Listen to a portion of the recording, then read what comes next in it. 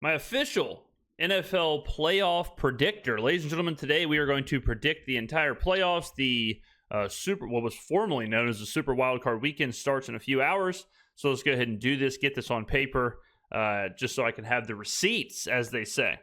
So we're going to go through each game, each team, kind of get my overall thoughts, not only just for the games that are actually happening this weekend, but also for the hypothetical games, if everything plays out how I think it's going to play out. So today, or this weekend, well, let's just go through the games. So we have Buffalo, Denver, Baltimore, Pittsburgh, Houston, Chargers, Minnesota Rams, which is moved to Arizona now, Washington, Tampa, Green Bay, Philly. All right, so for the most part, I think early on in the playoffs, good teams win. Like the better team usually wins, the favorite usually wins, the home team usually wins. And I kind of see that playing out across the board in this one, except for Houston and LA. But even though Houston's the home team and the higher seed, LA is a 3-point favorite. So Houston comes into this playing pretty rough. They just haven't looked good all season, whether it's Bobby Slowick regressing or CJ Stroud regressing or the offensive line being horrible, or there's a lot to place blame when it comes to Houston. Now, I will say, strength of schedule-wise, LA is like, I think they're 29th. So Houston has played the much harder schedule, and that may come into this. I think it's a close game, but I think LA does pull it off. So we'll go Chargers there. I think the Eagles dog walk the Packers. Eagles, the only question was Jalen Hurts' health. I guess it's still a question, but it seems like he's fully healthy. Green Bay is a team who peaked about 3 weeks ago. They peaked basically when they played the Saints, and they have not looked the same since. At one point, people were saying they were a Super Bowl team, and now I don't think that's the case. Washington, Tampa, I think Tampa wins this one. Washington's a good story. I think they're a bit fugazi. I think they're more fun than they are actually good, which sometimes props up a narrative that their offense is better than it is or their defense is better than it is. They played some really bad teams in the middle of the season, which made their defense look okay. I think Tampa's just a much better team. Buffalo, Denver. Buffalo is a team that feels the outside noise more than most. Like, there's no doubt in my mind Buffalo is not happy that they weren't AP, all pros. But I think they also feel the pressure to win. And Josh Allen specifically, when the pressure ratchets up, he seems to start playing way more erratic, way more pressed, way more with his hair on fire, which can be kind of bad. But Buffalo is really good, whereas before, Josh Allen was really good. Before, it was how far can Josh Allen drag this team? Now, Buffalo, his actual cast of characters and his team around him is much better than it's been. So I think Buffalo gets the job done. Rookie quarterbacks on the road in the playoffs historically are not good. So we'll go Buffalo there. I think Baltimore smokes Pittsburgh. Pittsburgh, another team that looked really good early on, but they were just falling apart. I mean, it's getting so bad to where their offense, at least, is so bad where, maybe it's time to move more towards the Justin Fields than Russell Wilson. It's crazy with Pittsburgh. Like, I wonder what it's like being a Steelers fan, where you're kind of guaranteed, or you are guaranteed with Tomlin, to always be above 500. Most of the time, you're guaranteed to make the playoffs, but that's pretty much your ceiling. Like, that's your Super Bowl, it seems like, for the last couple of years, where it's, okay, get into the playoffs somehow, go above 500 somehow, never really be a contender, and get destroyed in the playoffs, and then rinse and repeat. Like, at some point, I mean, I know every franchise in the NFL would cut their arm off for that. Cut their arm off for however, whatever, 10 plus years of 500 and above, or above 500 in playoffs. But at a certain point, it's like you kind of have to be, have to be a threat. You have to win. You have to be in the conversation. I don't know if it's just good enough to win 10 games every year. Like, I don't know. I mean, I'm not a Steelers fan. I'm not up there. I don't know. Maybe it is. Maybe they're like, yo, this is awesome. We can be relevant. We can watch playoff football. We can do all that. That's cool. We're cool with that. But I just have a feeling that it might be wearing thin to where this kind of happens every single year. So if you are a Steelers fan, I would love to hear your thoughts in the comments. Now, LA, Minnesota. This one is interesting. All right, this is a very interesting setup because Minnesota has been the far better team this season. Minnesota is the the better record, higher power rating, but Minnesota's coming off of the worst performance. Let's just pull up VSiN real quick here. They're coming off the worst performance when they played the Lions. Like, that's a game where Sam Darnold looked like the old Sam Darnold. Minnesota looked like they couldn't do anything. And so I think this narrative has switched to where now people are really doubting Minnesota. They're really doubting them. And LA is at home. In this situation, it's Arizona. But still, they're the higher seed. Matt Stafford, Puka Nacua, Cooper Kupp. So I think people are kind of gravitating to the Rams are going to beat Minnesota. So I wonder if the narrative is flipped too much and if Minnesota is actually the way to go here. So if we look at the betting board, Minnesota opens 2.5 point. This is crazy. This is crazy to look at. They open 2.5 point favorite. DK is now showing 3. Simultaneously, the South Point is showing pick. The win and stations are showing 1. Westgate is showing 2.5. Circa's off the board. I guess this is the reopen with it moving to. Is this the reopen with it moving to Arizona? It's still 2.5 across. I guess this is the reopen. So it's 2.5 basically across the board. If we go to Bet Stamp will be able to show us.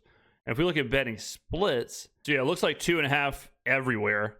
According to VSiN, the betting splits, now again, I don't know if these are taking into account previous action or just with the reopen or what, but 92% of the handles on the Vikings, 57% of the bets are on the Vikings. That's pretty substantial.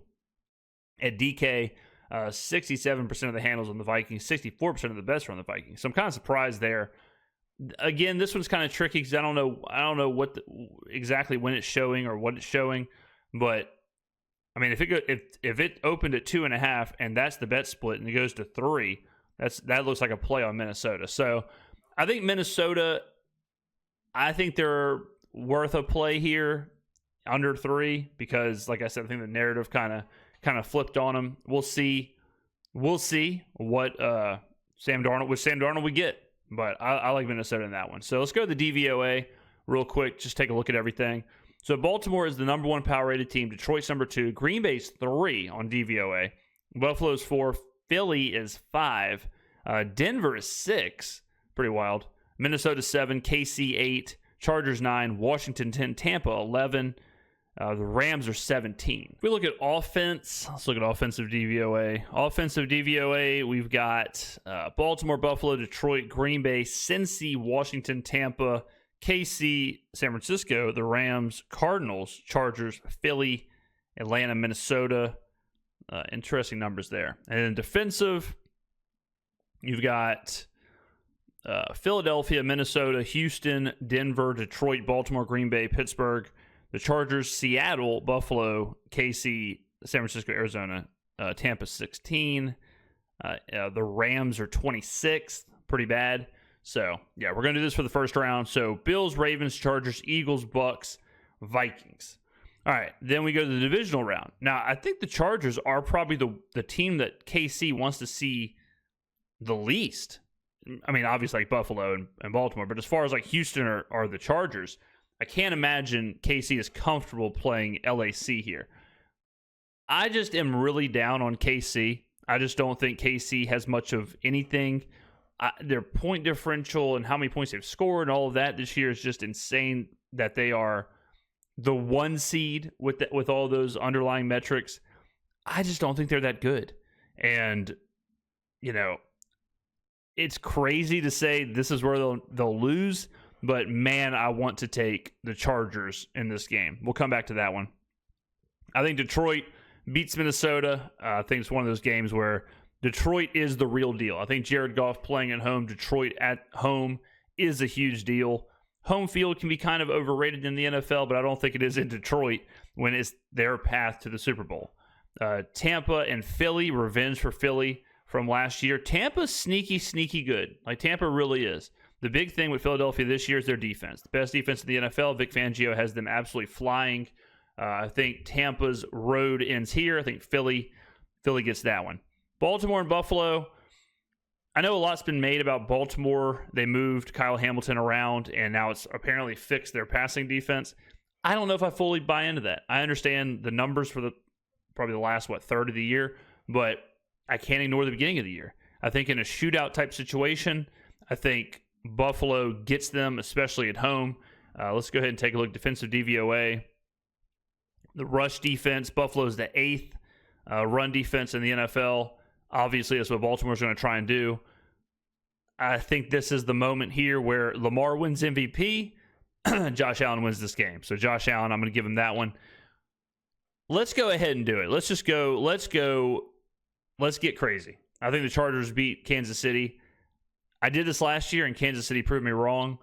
I don't think Kansas City should be anywhere near the conference championship game unless Patrick Mahomes really is just that dude who he can't lose no matter what. He's always going to be in the conference championship game or the Super Bowl. Like, maybe that's just it. Maybe him and Andy Reid and whatever else, but I just don't see it. So I'm going to go with the Chargers here, go out on a limb. I think we get Chargers, Bills, Eagles, Lions, relatively chalk. I've been saying all season long, I would be shocked if one of these three teams is not your Super Bowl champion. Buffalo, Philly, or Detroit. I'm going to go Buffalo, and I'm going to go Detroit. So we get the ultimate dreamer scenario. Two absolutely just depressed fan bases for decades finally get their shot. In New Orleans, we get Buffalo versus Detroit.